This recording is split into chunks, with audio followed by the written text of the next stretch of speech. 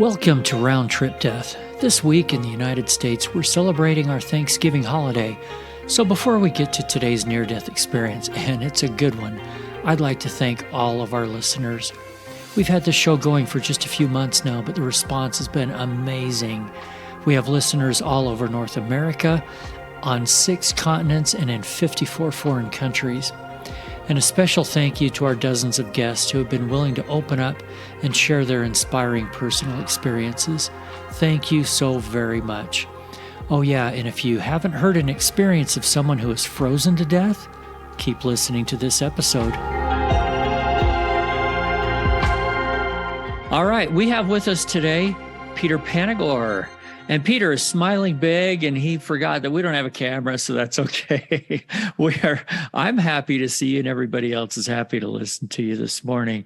But Peter, we're going to get into your story momentarily. I just want to give our listeners a little heads up. Quite often, the NDE itself is the star of the show in these stories. But your what led up to your NDE and how you guys self-rescued is really an amazing story. So we're going to be talking a lot about that today too. Anyway, good morning. Good morning, Eric.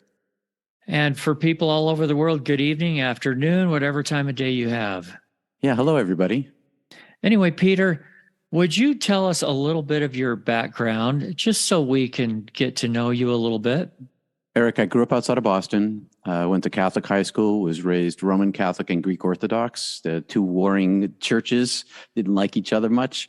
I am a near-death experiencer. I died ice climbing in 1981. I got ordained in a denomination, the United Church of Christ. I was talked into this by the dean of students when I went off to Yale to study mysticism. They don't teach mysticism at Yale, not really. They have classes and professors, and my dean of students allowed me a 3-year independent study. And I went off and kind of hid in the church as a non-believing mystic. I worked in religion, but I am not religious as a result of my NDE. I worked in television for 15 years. I had a TV spot with 30 million views a year on 2 NBC stations here in Maine, and I died a second time in 2015. And rumor has it you're a best-selling author. Is that true?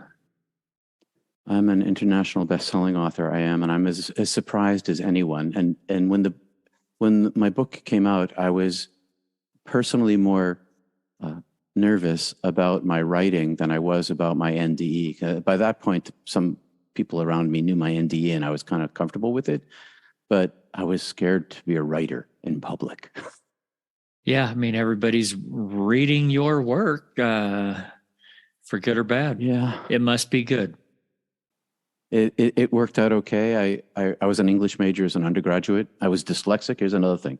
I was dyslexic and didn't really learn to read until 7th grade. And then I took to story and storytelling and was an English major. And writing has been a major part of my life since I was an undergrad. I love the persnickety aspect of the detail of the structure of language. Wow. Okay. I'll ruminate on exactly what that means. You're allowed to give a shameless plug for your book. Oh, shameless. It's been acquired for a film. I've been working for 2 years with some major producers in Hollywood. I just came back from Malibu a couple of weeks ago, meeting with them for the first time. I've been working with them for 2 years. It's going to be made into a movie, and we're pretty far along in the process for the pre-process, I should say. What's the book called? Heaven is Beautiful, and it is available worldwide. Heaven is Beautiful, How Dying Taught Me That Death Was Just the Beginning. It's full of metaphor and simile. Can't wait to read it. All right, let's go back to 1981. You like ice climbing and I assume other mountaineering kind of stuff. What exactly happened on that day? So I'd never been an ice climber up to that point. I'd been a mountaineer. I'd climbed lots of large mountains in the United States, all over the Northwest and in New England for many, many years, and had spent a lot of time in the winter outdoor camping. So this was in my element. And I'd climbed rock, but I'd never climbed ice. So I was in Alberta, Canada, north of Banff in March of 1980. There was about 10 feet of snow on the ground. We were on the Icefields Parkway. It's a most spectacularly beautiful place. If you ever headed out that way, it's worth seeing. It's also very, very remote compared to especially where I live. And it was a world famous climb. There's this wall called Weeping Wall, and Weeping Wall is at the bottom of Cirrus Mountain, north of Banff, south of Jasper. And we went to have an adventure. I wasn't trained on ice. My partner was. He was a certified lead climber. His name was Tim. When we got to the bottom of the climb that day, he was instructing me what to do and telling me how to do stuff. I knew enough about ropes and carabiners and that sort of stuff, but I hadn't planted an axe in ice ever. And one of the things about ice climbing is that you need two axes. I only had one axe and a hammer, and the hammer is significantly shorter. And because it was so short, it delayed my climb all day long. I was slower on each. When you put the axe in the ice and you put the other, well, for me, hammer in the ice, you can swing the axe pretty far, but you can only swing the hammer a third of that distance because of its length. And so my climb was shorter in every single planting of the axe, and it was longer because I was exhausted because I was holding onto this hammer with all my might. The axe you can set in the ice and dangle from it. You can support yourself with it with a strap that's around your wrist, but the hammer has the strap off the bottom, and when you plant it in the ice, you have to hold on. So all of this combined to me being much slower than every other person on the ice that day. And there were other teams, maybe 6. I don't really know. I don't remember how many teams, but there were a bunch of people on the ice that day. And it sounds like you were pretty exhausted as well. By the time I got even halfway up the climb, so yes, my exhaustion set in early because I was expending all this energy that no one else was, because nobody else had to cling like I did. So I was burning out my muscles. So I wasn't completely physically exhausted, but my forearms were totally burned. And so that meant I had a lot of resting periods when I just couldn't swing that hammer one more time. I had to wait. And I would guess that especially if you haven't done this, you haven't really built up those muscles and that muscle memory. Now, I'm picturing this whole thing in my mind. How high is this climb? It's about 500 feet, 500 or 600 feet. It's at the bottom of maybe a 10,000-foot mountain, and it's a wall of ice with rock around it. That's high, 500 plus feet. Tell me about the hammer. I know what the ice axe looks like. What does the hammer look like? The hammer is maybe 8 inches long. It has someone had drilled a hole in the bottom of it and taken a nylon piece of tubing and attached it to the bottom with a screw, a well-set screw. The hammer looks like the axe. Okay, it's got the same bird beak on it with the serrated edge like a Sawzall blade, right? But thicker and stronger. But it doesn't have any length to it, and it doesn't have a blade on the back of it. A lot of ice axes have a blade on the back where you can chip with it. This didn't have a blade on the back of it. It was a flat side. And so when I set this thing in the ice, it still held. The physics was the same for the large axe and the hammer. As you set the axe into the ice and you tip the bottom in on the pin, there's a pin on the bottom, like a little sharp end, and that whole thing sets in place. And the physics are that you can release your hand with this hypotenuse and this right angle. You can dangle on this thing and it holds you to the mountain. But the hammer, if I plant the hammer, it didn't have a pick on the bottom. That's the first thing. And so instead of picking into the ice, it rested against the ice, and I could not ever let go of it, because if I tried to release my hand, and the hammer would just pull away from the ice. I had to keep myself like strongly in position. So, and usually the hammer is used for chipping holes. So you chip the hole and you put the ice screw in, and then you put the hammer on the top of the ice screw like an Archimedes screw, and you use this lever, use the hammer as a lever to wind this thing in. My job was to take the hammer and remove the screws. So I was using this tool, not only to climb, but every time I stopped to remove a screw that my partner Tim had set in the ice, because we were collecting our screws as we went. We didn't want to leave them there. So I unscrewed these things. That also worked this arm, my right arm primarily, and sometimes my left, because I was trying to distribute the exercise. But you are completely right. I had not done these motions with my muscles ever, basically.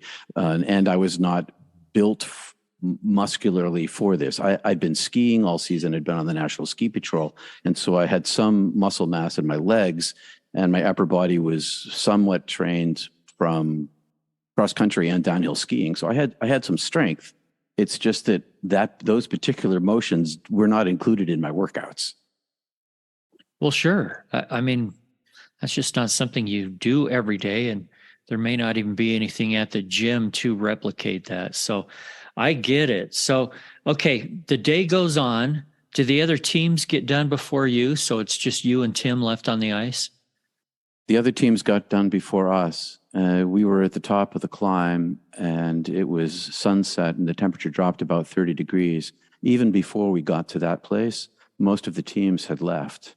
And as the sun went down, we watched the last team leave. They turned and they looked at us, and they waved at us, or they raised their arms. They were little tiny specks. They were 500 feet below us. So we waved back, and I had this distinct impression, because I was very emotional about this. I knew the circumstance we were in. I knew we were in a deadly place, and so I had all this fear that had been building throughout the whole end of the second half of the climb, knowing that we were going to be so late because of me. So they left, and I don't know whether they were like, "What are you doing, man, up there?" With their hands raised, or all I did was wave to them, and I had this despondency that set into me as I watched them walk out. Yeah, and you guys are still there. Is the idea that once you get to the top, you can just rappel down, so it's pretty easy to get down, or is it a reverse motion the whole way down compared to what you came up doing? Well, it's a lot easier to go down than to go up, because it was a 3-pitch climb. So there were 3 rappels, and I've done a lot of rappelling in my life up to that point. And rappelling is pretty easy. But that wasn't what happened to us. So the rappelling itself was simple, but all of the things that happened in between the rappels, those caused us further problems. And we made mistakes, and it was always dangerous because we're traversing in the dark. So there was starlight we could see, but it's still in the dark. There's still dark shadow, and there's a 500-foot drop to my left. And we were on ice or rock. And hypothermia steals your cognitive capacity. It takes away your ability to think and make rational decisions. And this is seen often in the end of a hypothermic situation. It happened to me to an extent. Sometimes people are found naked. I unzipped my coat at the end. I knew better. Okay, National Ski Patrol, trained in wilderness, understood exactly what was going on, but I really just didn't care. So the rappelling could have been simple, and actually when we were on the lines, it was. But in between, all sorts of terrible things. Okay, so when did you realize everything had gone bad?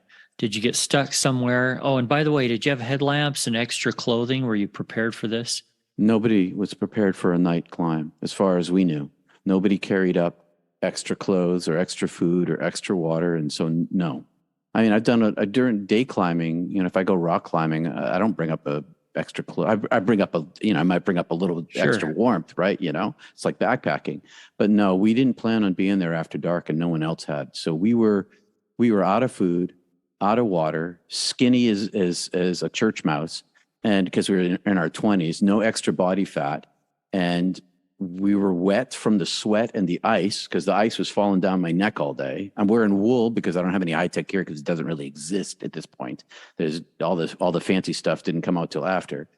And I knew about 2/3 of the way up that our situation was deadly. And you can't just descend on an ice climb. You can't just go down the way you came up. You have to go to the top. and you have to go to the rappel spaces. And it's not like a written rule. You have to do this. It's like it's not possible to do it the other way. Okay, that helps, because some people would say, well, why didn't you just go down when it started getting dark? Okay, that makes sense now. Okay, what happened next? So we were at the top of this climb, legs dangling over on this little ledge. Sun goes down, temperature drops about 30 degrees.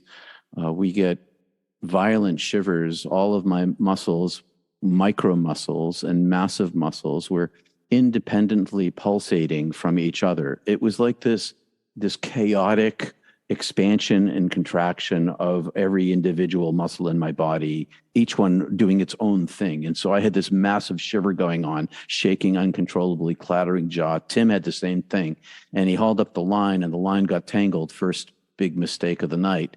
And so then that took a long time for me to untangle that in the dark, as we discussed our deadly situation, knowing that this, where we were, was going to kill us, and that we were 500 feet up, and that we had 3 rappels to go in the dark. That our chances of survival were pretty low from our point of view. But we knew that if we tried to stay there in the wilderness, you're supposed to stay where you are when you have an emergency so that people can find you. But that wasn't an option for us. We talked about snuggling into each other to try to stay warm against each other, against the face of the mountain. But neither of us were warm. So there was no chance that that was going to work. So we make this first traverse. We get to the first rappel. The next mistake was that, I should say this is the third, because I made the first one with the axe and the hammer. There was this, we took a piece of nylon webbing and tied in a square knot that you wrap around this little tiny tree, and then you put your rope through it so that when you're down below, you can slide your rope through the webbing. But when we saw this, we're like, we don't want to waste that webbing. Tim's like, this is my webbing. It's cost me money, and I'm a college student, and I'm not going to do that. And I'm like, all right, that's a good idea to me. And that's $5. Come on. Right. And although that's what you're supposed to do, we knew what we were supposed to do.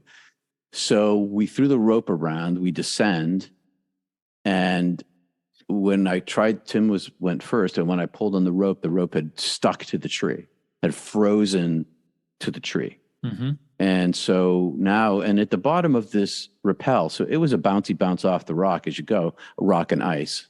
And then we get to this place where there's a bit of an inverted overhang, maybe, I don't know, 30 degrees or 45 degrees or whatever it is, but it's a little bit of a distance. And so there's this space where we slid down in midair.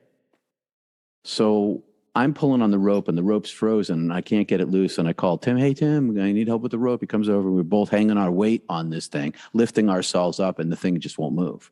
And now, meanwhile, hypothermia is advancing rapidly. So now we've lost coordination. I'm falling in the snow. I live in snowland. Tim was from Iowa. There's snow there. You know how to walk in the snow. Couldn't hardly do it.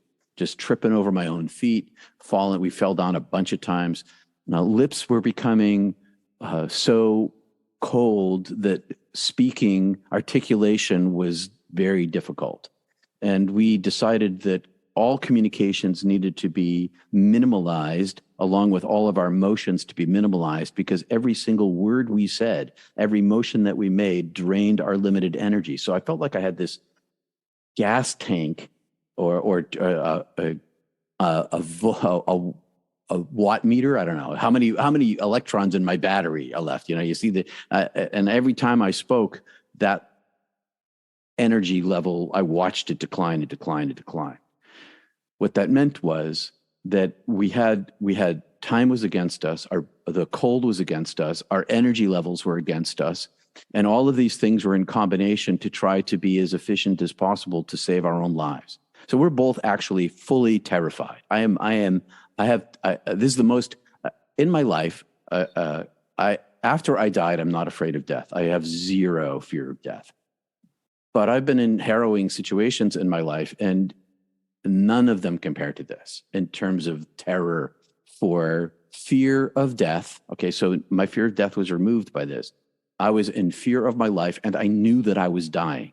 And I'm 21 years old, and we're trapped on this mountain. The density of the population, I remember this because I looked it up, was 1.7 people per square mile. So this is like nobody there in the whole province.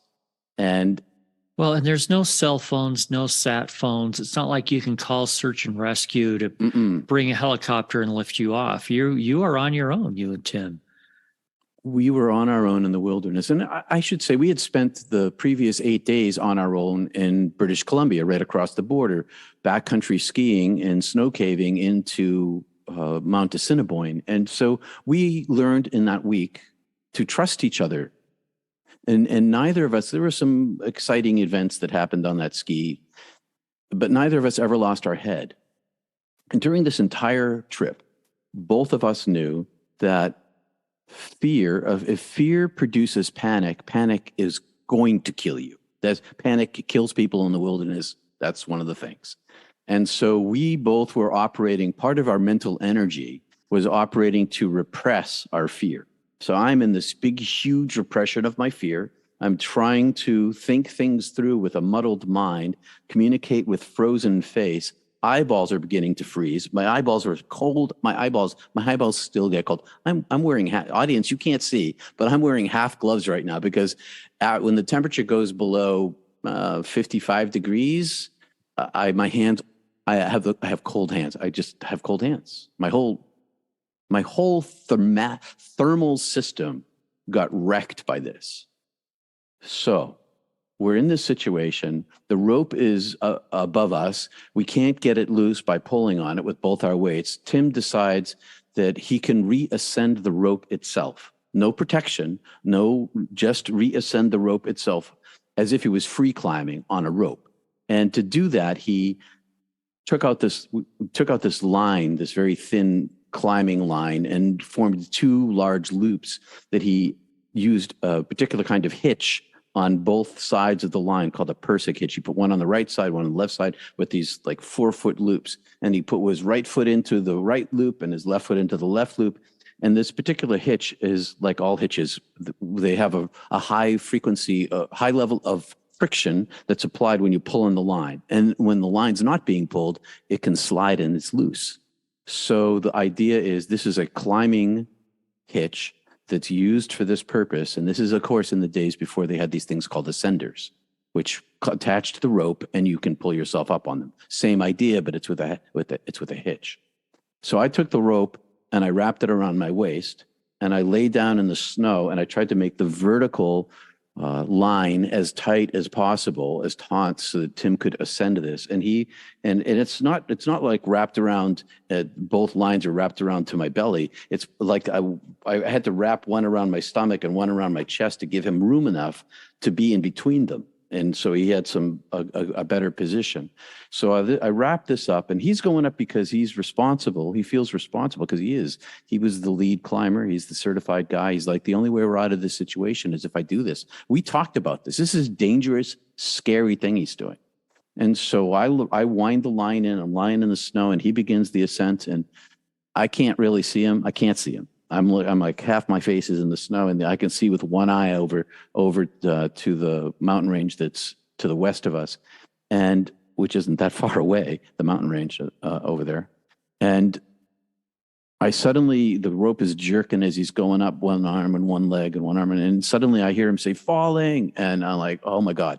And so he comes falling down. I try to roll out of the way as quickly as I can, but I'm in the snow and I can't do this very well because I don't have much coordination. And it half lands on me and his foot got entangled in the loop of this hitch that he was ascending with, and it must have jerked the rope free and the rope came tumbling down on us. So this is hours later. So I tell it in like minutes, but it was not minutes. Right. So the good news is the rope is free. There's some bad news coming, I have a feeling. There's more bad news. But there was a moment of good news. So the good news is that we had signed into the wilderness log saying where we're going in, where we're going, what time we're going in, and when we're coming out. And we didn't sign out, and the warden came looking for us. So at this point, maybe it must be before midnight at this point. It's some hours before midnight. And suddenly down the highway comes this headlights, and there'd only been one vehicle all night long. Since the last climber left, nobody drove by. So this vehicle pulls into the parking lot right across the street, across the parkway from us, and flashes its lights, and we jump up and down, and he flashes his lights. So we're like, oh, it's got to be the warden, and he sees us. So now we're like buoyed in our, we know somebody knows that we're here. And so that was very helpful to us emotionally and psychologically.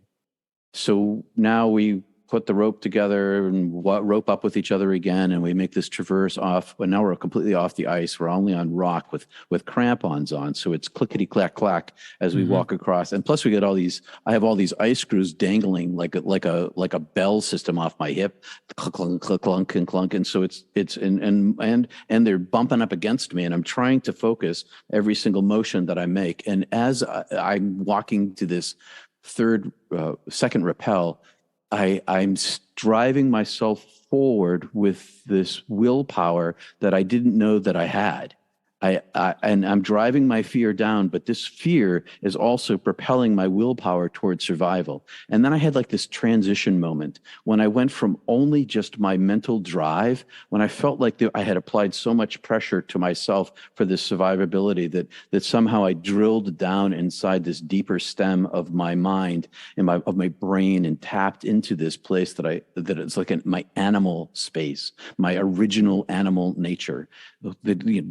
Hundreds of thousands of years old, developed for the survival of myself and my species. I went into this space where all of this new strength came from.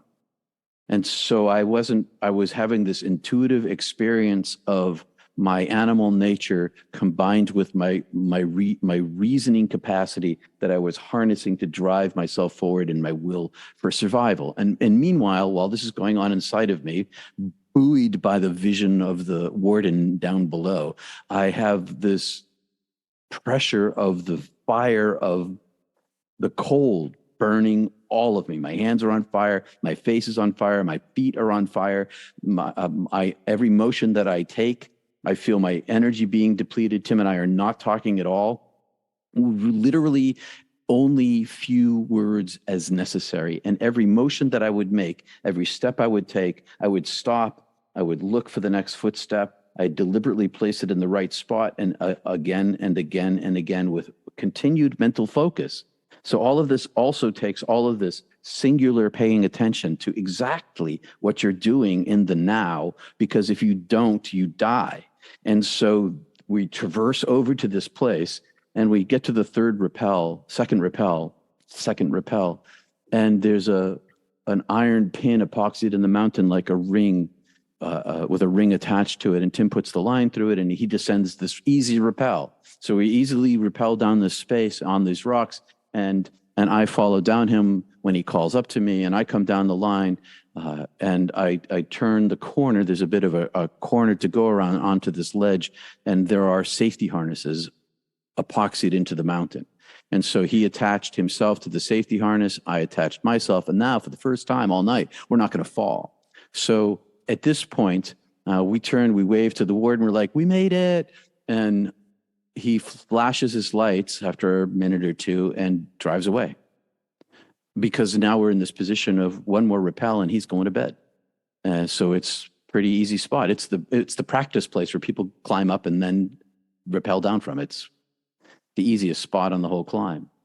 So I took the line, the rope, and attached one into my waist harness that was my nylon support, and I took the other end of this rope and I tossed it out around the side, out to my right, around this corner where I had rounded it to come off the rappel to stand on this ledge. And I gave the rope a yank, and I gave it a good pull. And as soon as I pulled it maybe 4 or 6 inches, maybe that much. And it jammed. And the more I pulled it, the deeper it set into whatever crag it was caught. And I told him, the rope is jammed. And he said, well, flip the line. And so I try to flip the line make a wave form in it, but the rope was laying against the rock itself, and the waveform couldn't bypass that corner, so I couldn't snap the line out of the jam. And so now I only have one end of the rope, or 100, 150 feet up, and that's now Warden's gone, and we are in deep trouble again. So he can't get past either, right? You're below him. You're stuck. No, we're side by side. Well, let me explain. I guess I didn't do a good enough job. So he's standing to my left. We're on a ledge. The ledge is maybe 6, maybe 8 feet long, and maybe 2.5, 3 feet deep against the rock face. And in the rock face in front of each of us are iron pins epoxied in with rings with carabiners and nylon. Okay, I got it. I didn't realize there were 2 of those. Okay. Sorry, I should have been clearer in my explanation. No, you're good. Keep going. So he's to my left and I'm to his right. And when I tied the rope to my harness, I had to take my mittens off, and I was wearing rag wool mittens with leather chaps covered with mink oil, right? And it was adequate for the day, but not for the night. Plus, I'm dressed. I was wearing a surplus army wool pants that I got at the surplus, and I was wearing my boots were these like 1967 or 64 leather ski boots that lace up ski boots. Okay, I remember what those look like. And they were like high tops just above my ankles. And I had they're the kind of ski boot that if you fell, you definitely break your ankle break. Yeah, and there's no Gore-Tex back then. There's none of that kind of stuff. Okay. It's wool and leather. It's wool and leather. Oh my God. I had never phrased it that way to myself, but that's it. Huh. So, and I had a rag wool hat on under my helmet. And so we're in this position. I took off my rag wool gloves in order to tie this line to myself. And the dexterity of, I'm a dexterous person. I'm still a dexterous person. But to move my fingers in a way to tie a simple knot took an immense amount of effort. I couldn't feel my fingers. I could only see them. And plus I was casting a shadow over my hands because the moon was behind. So all of this effort to tie the rope in played into what happened next, because we discussed, do I untie the rope? And Tim tried to grab the line with me and we pulled together. But every time I pulled it, it just set deeper. And so we decided that if I tried to untie the rope, there's chances that I would drop it because my hands are so frozen, or that Tim would drop it. And so we decided that it was better not to do that. So it was my responsibility to keep pulling on the rope.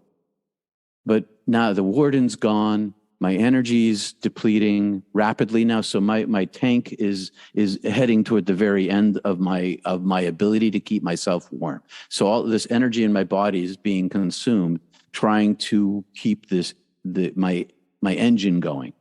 So if you're a cell phone, would the little battery thing say like 3% or something? Oh, it was getting down there. Yeah, it wasn't quite at 3. I would say it was more like at 7 at this point. Okay. Because there were a couple more steps to go through, maybe even 9, a couple more hypothermic things that had to happen. That's still the red area. Okay. It's red. It's in the red. And so I'm trying to pull on the rope, have all this emotion going through me, because now I know I'm going to die. And so I say that with such ease. Now I know I'm going to die. But I was 21 years old and I was terrified. And I knew that there was no way out of this, and that I had made ill-informed decisions that led to my death. And that was how stupid could I be to have believed that I could climb with an axe and a hammer, which I did, okay? I did do that. But doing that created this cascade of events that led to this moment where that was going to be public knowledge. And my parents were going to lose me. And my sister had run away when I was a kid, when I was 14. She vanished from our lives. It created deep wounds in my family. This is the reason I was in Montana and not in Boston. I was escaping these deep wounds. I did not want to be in that presence because of when someone becomes estranged. It used to happen a lot in the olden days when someone would board a ship and never be seen again. and there'd be this open wound. And if they did this in the dead of night and they vanished and you believed that they went off in the ship, it didn't stop this endless mourning for them.